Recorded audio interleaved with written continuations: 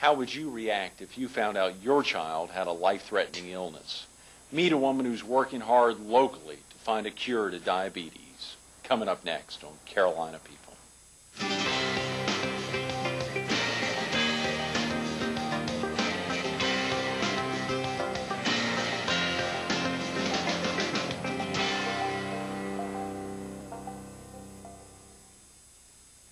Good morning. Welcome to Carolina People. This morning we're at the Smith Center at Francis Marion University, the location for the 2004 PD Walk to Cure Diabetes, which will be held here on March 27th. And we're visiting with its chairperson, Rhonda Weatherford. Good morning, Rhonda. Good morning. Thanks so much for getting in. It's so exciting to think we're now a little more than 2 months away from the event. Yes, we are. It's getting close. It is. And y'all were here just almost a year ago, 10, 11 months ago, for the first annual. Right. March 23rd, I believe it was, on a Sunday afternoon. It was on a Sunday. This year it's on a Saturday. Right. Hopefully we'll draw a little bit more this year. Yeah, how exciting. Now, and of course, for folks who didn't know about it last year, y'all have been working the streets, really getting the word out as much as possible. You've got a lot of folks involved promoting the event this year, and it affects so many people. Right. We have a committee that's really not stopped since last year. We had our wrap-up team, and then we started right in on our new year. It takes that much time to get into putting on something as big as this, and hopefully we will have it a lot bigger.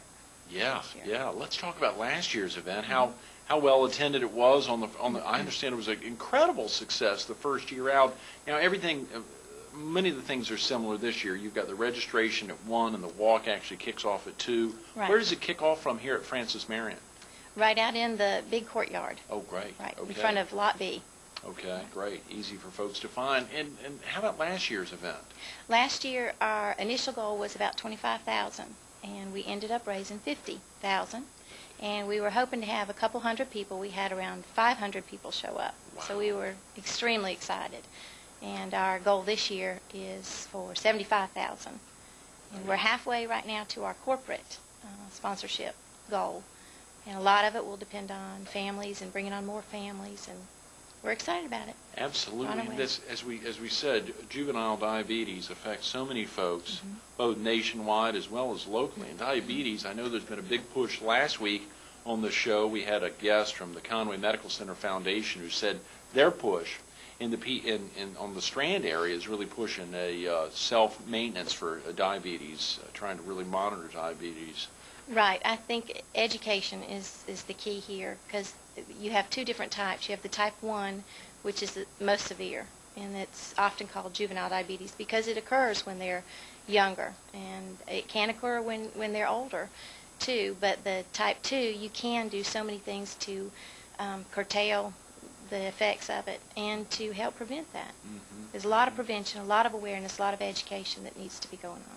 Now, if someone got diabetes later in life and it was type 1, it would still be considered juvenile diabetes, or would they just call it type 1? They call it type 1. The kind of like the old name is juvenile, and the old title for the type 2, which they now call type 2, was adult. But we have so many children who are coming up with our lifestyle are getting type 2. Right, right. I was fascinated to see that JDRF, or the Juvenile Diabetes Research Foundation, was set up in 1970 by the parents of children with diabetes, with type 1, and that aspect of really getting it underway. And I think I saw that more than $600 million has been raised in that time, going directly to fight to find a cure. Right. 1970, like you said, the parents, just like me, with a child with diabetes, got together and said they wanted to make a difference.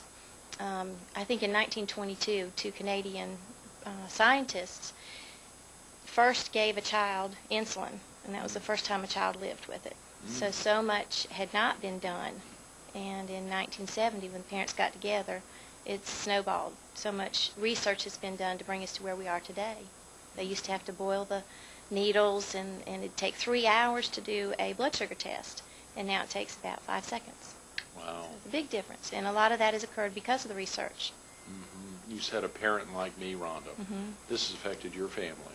Right. My daughter was just in the 7th grade, and she was diagnosed with type 1. Wow. So found out now, was there a certain age? I mean, it can really affect any time. I mean, as you said, someone at a later stage can find out. Your daughter found out at that stage, and the impact it has on a family. Let's talk real quick about yourself before we get into that. Okay. Are you originally from the area, Rhonda? Originally, I was born in California, Okay. but I was raised in Somerville, right outside of Charleston. Great. What brought you to the PD? My husband and I got married after we graduated from Carolina, Right. and he got a job over here in the area. So that's what brought us to When you Florence. say Carolina, you mean USC. USC, That's yeah. right. It's tough. A lot of our viewers are in southeastern North Carolina, so when they hear Carolina, they think of a blue Carolina. The That's Gamecocks. Right. This is the Gamecocks. That's exciting. And you studied, I think I saw journalism. Correct. Had you planned on getting into the field, or? I did, and at the beginning, I didn't want to do in front of the camera like we're doing here. I wanted to do behind the scenes and writing. I did more of the writing. So. Did you do some of it? Did you work for a paper for a while? No, I didn't. Oh, writing. Just through my jobs I've done. I was in the international marketing with a local business here, and I did a lot of that there. How exciting! And your husband was he in the journalism field as well? Or? No, business management. Oh, great. So he has his own business, and we work together on his contracting company. So. I've been fascinated to see the incredible amount of hours of the time you've devoted to this year's walk, and obviously last year's walk. To have seen an event where you doubled your goal, surely a thrill for this year would be anywhere close to that. Just getting to 75 is a big deal. I mean, that's a good 50% bump over last year, and so this would be over last year's results. So this would be a big deal. A lot of volunteer hours, but you can't do it alone. We have a wonderful committee, and the majority of them have a child who is diabetic. And that was the real communication point for you. Did you meet many of those folks after the walk last year, or did many of them, are at the walk, or were these folks that have been on board even before last year's walk? Most of them we met in trying to pull up the walk. Some of them we had met through the Columbia chapter, who we are a volunteer walk site from. So everything we do, we model after them. So that was our connection. And then some of them had children who were diagnosed just a few months before the walk, and somebody had told them about us. So we've brought them on board, and it's the passion I think that they have that really drives the whole campaign. Right. How did y'all, let's get on back to that, how did y'all find out that your daughter had diabetes, or is there a same process that always happens for someone to find out if they have diabetes, or was this by accident or intentional? No, they're all different. Each family, I think, could come up here and tell you their story. And with Haley, she was in 7th grade, and everything was fine. She started losing some weight. She lost 20 pounds in a 2-month period of time, which was a lot. And at the beginning, you would think that she was growing taller at that stage in life, and adolescence getting ready to kick in and things like that. But she lost the weight. And looking back on it now, I know perfect classic signs and symptoms. But there was no diabetes in my family, nor my husband's. So it really took us off guard. And the nurse at her school called and said she felt nauseated, she was sick, could I come pick her up? And so I did pick her up, and I took her in the next morning to her pediatrician and said, I don't know what's going on, we know something is going on. She's lost weight, her eating is irregular, she was up all night, several times in the night, going to the restroom. And they did the blood work, and they did a little bit of test, and she was diagnosed at that time. We went straight to the hospital. Your normal blood sugar should be between 80 and maybe 120, and she was at the 700 mark. So she was completely dehydrated, and she was in a bad situation. Went straight to McLeod, put her on an IV, put her on glucose, and that's where we had a week in the hospital. That's how we found out. For viewers who may not understand exactly how this works, just a quick quick summary as to how insulin, or you talked about glucose and insulin, how those work through the body. For a viewer who may not have a firm understanding of exactly how this works, how does insulin fit in us? Your pancreas produces the insulin, and it is used it unlocks the energy in your system for your body to work. If you don't have that unlocking, then you have no energy and you don't go anymore. So in a type 1, the pancreas quits producing that insulin. They have no more production, and therefore they're insulin dependent for life. So they have to have the insulin in order to have the energy to make the body go.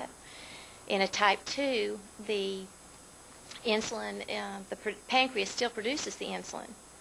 It's just not enough to keep up with the demands of the body. Right. So a lot of times you'll hear a type 2, somebody say they're diabetic, and they say, well, I take the pill. They're more than likely the type 2. Right.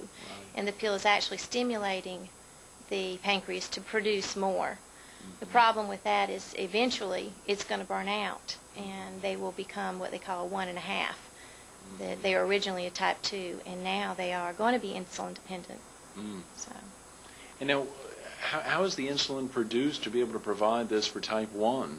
I mean, are you able to, you're able to get insulin? Who makes it such that you can use it? Or They have so many companies now. It used to be that they would use pig or cow insulin. And because of research and the things that have gone on, and I can't tell you all the technical details of that, but they have, one of our sponsors is Novo Nordisk. That's Novolog. They produce the Novolog, Novolin insulin. Right. And then you have insulin made by Lilly, and I know there are so many others. Used to have only 2 or 3 choices, and now there are several choices, and that changes because they have the different insulins that they give. Your pancreas is like a computer. It knows what you've brought into it, and it knows how to respond to it. Right.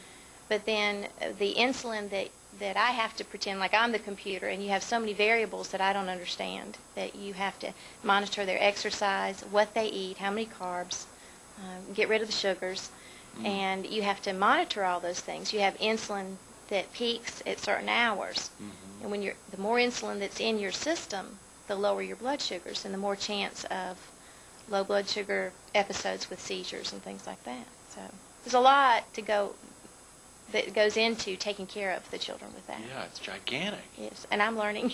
I'm sure a lot. on a daily basis. Right. All y'all, your whole family. I mean, this is 24/7. Right. We call it a diabetic family. That's what we call it, our diabetic families, because it really is family. Our 7-year-old son is learning, no, Haley, you can't have that. Oh, boy. So he tells her, he's learning. You have to check them depending on the different child. They have different periods according to how much insulin they've gotten, how much food they took in, that they have risk areas, usually early morning or 2 or 3 in the morning. So you have to check them maybe at 2 or 3 o'clock in the morning, depending on what's going on with their system before they go to bed. This is all the time. Right. Wow, Rhonda, that's amazing. I think you and I talked earlier this morning that this could affect potentially as many as 4,500 or even more folks just in the PD area, not counting our viewership on the Strand or in southeastern North Carolina. There could be upwards of 10,000 folks affected with type 1 in this viewing area, or juvenile diabetes, which is dramatic. It is dramatic. And South Carolina is rated 2nd in the nation for prevalence of diabetes. That's type 1 and 2 combined. And in South Carolina, the PD is top in the state. Top in the state. Son of a gun. We didn't want that title. We want to get rid of that title. That's why we're doing what we're doing. Absolutely. And what are some of the other ways that JDRF has used to really get the word out? Are there other events other than the walk annually, let's say in Columbia, where they've got a established chapter, and y'all are setting the stage for them to have an established chapter over here, obviously. Right. That's what we're working on.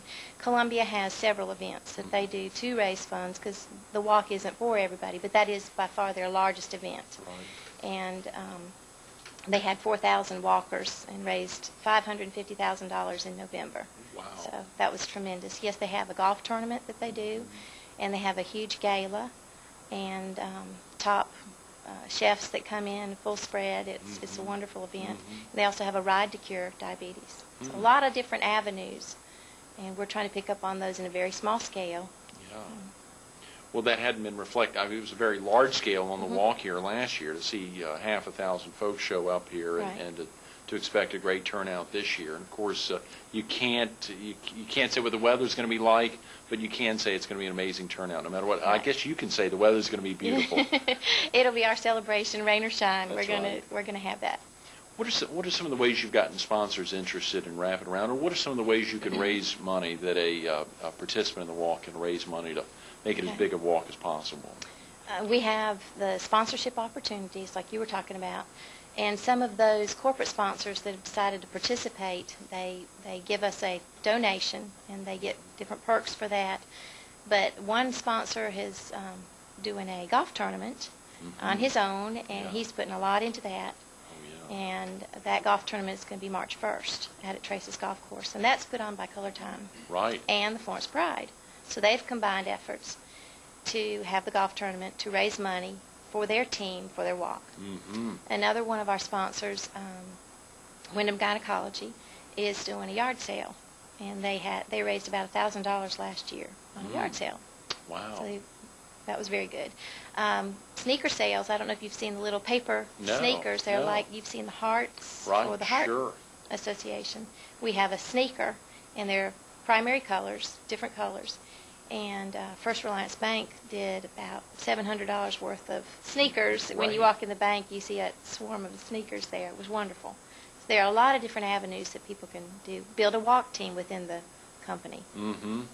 Well, I talked to Bob Kogler about coming in today, obviously, and he said, well, only if I could bring the Florence Pride in. I said, no. This is a one-on-one thing. He said, well, how about Rhonda Weatherford? She'd be great at that. And so I'm so glad. And, of course, he's working so hard to promote that March 1 event.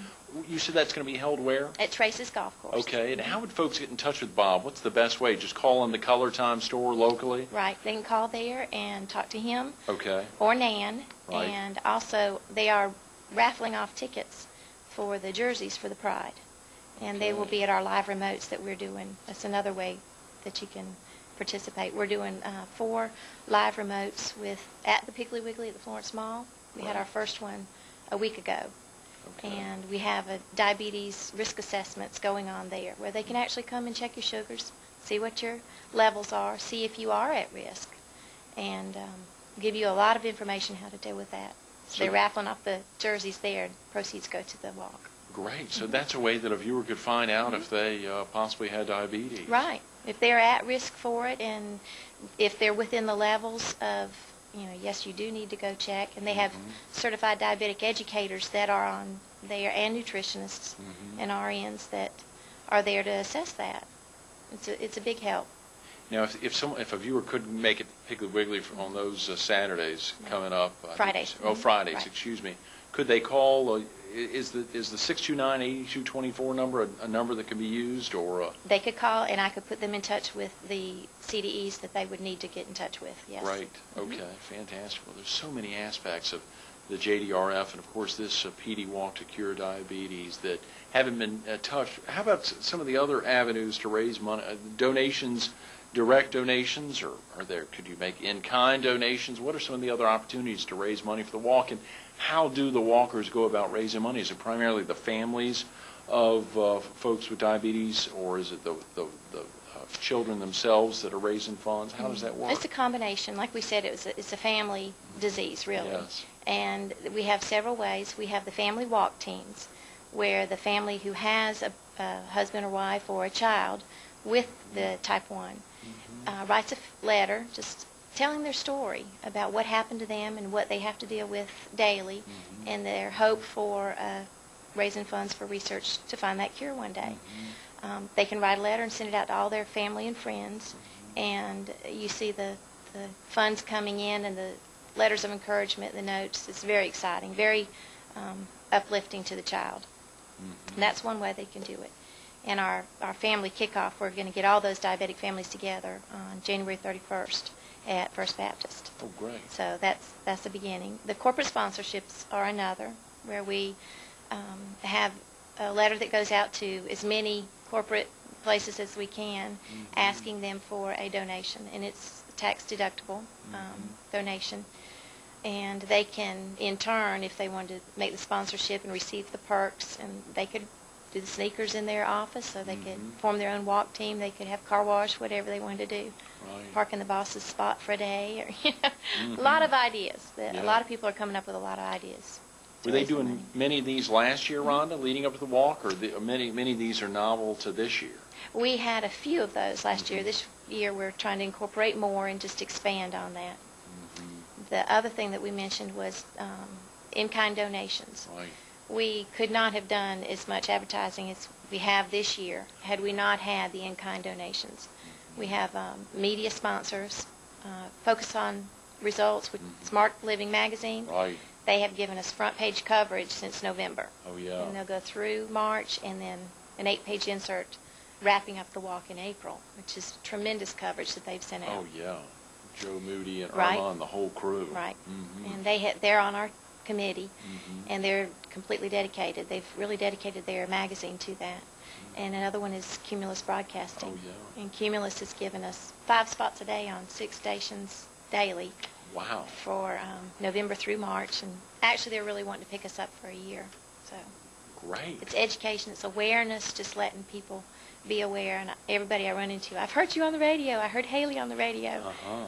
And it's really out there. So this is both you and your daughter on some of those radio spots. Right. She And what's she saying, for instance, on the spot? Can you remember? She has 2 different spots, and one of them she tells her little story about what happened to her and how she felt about it.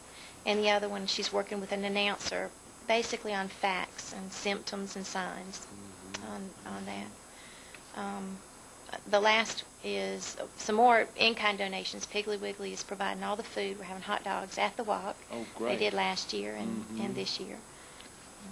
How vital to have those in-kind donations, the folks who are finding ways to represent, to help in any way possible to make the walk as big a success as possible. And that exposure with Cumulus is vital. That's our driving force, is volunteer. Everything that we do, we have, everything is given, donated, volunteers.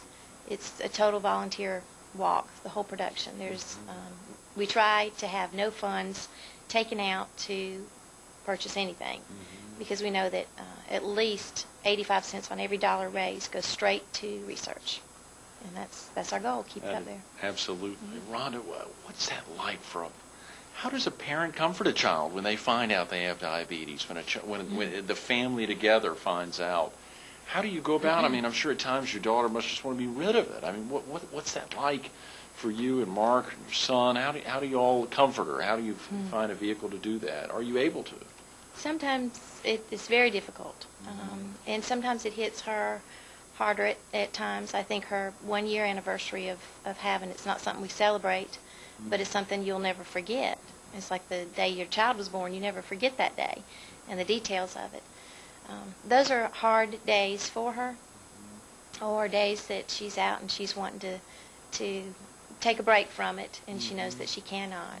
It's hard to comfort her, but I think through doing the walk, and she sees all the positive things that are coming from the walk, and research tells us that they really are very close to a cure, and that we feel very confident in her lifetime that we are going to have that cure. And I couldn't just sit on my hands and not do anything. I want to be a part of that in the future. It was so powerful seeing in the letter that you and Mark sent out, kicking off the family team fundraising, talking about that December 4th, 2001 date, and then later see Haley add to that in her own piece out to the family members. And I think y'all's goal may have been 1,000, raise 6,000, or 2,500, raise 6,000. Really went all out. Folks all around who wanted to make that as big a team as possible. It was powerful to see that recognition and to think of other folks, great spokespersons, Mary Tyler Moore, who's had juvenile diabetes for 30-plus years, and seen how that's affected her life, and this affects so many others. And Mary Tyler Moore was our international chairperson. She's across the nation and all over the place campaigning for it. And they were in Washington sometime this summer, meeting with Congress, letting them know the daily life and the funding that needs to be out there for the research, how much they have done, but how much we have yet to go. On the same page where there was a quote from Mary Tyler Moore, there were some quotes from high school students, and in Florida or otherwise. One of them in particular was talking about how difficult it is knowing that, he's living each day with the fear that he may go blind in the near future, and the recognition that type 1 is such a dramatic thing. If there was a message in particular to get out to viewers who may want to know, how can I get involved for the 2004 walk? If I can't be there on March 27th, what can I do? What would be the most important message to get out to them, Rhonda? Call us. We can talk to you at our phone number. We have a walk phone number, and that's 629-8224. Okay. That every dollar does make a difference. And mine alone isn't going to be a drop in the bucket, but when you put them all together, you really can make an impact. And it could happen to you. You just never know. You don't know why it happens, but it does happen. We realize that. But something can be done about it, and that's what we have to keep having, that hope that something can be done about it. You can hear it in her voice. The hope is there. Something can be done. You can help if you can't be out here at Francis Marion University on March 27th. Call the office. Call the 843-629-8224 number.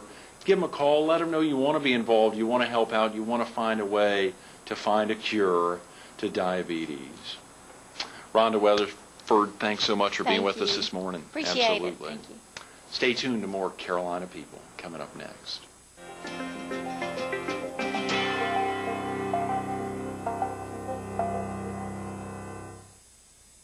The dates, March 27th. The events, the 2004 PD Walk to Cure Diabetes. The place, Francis Marion University. Registration's at 1. The walk kicks off at 2. Get out here, make a difference.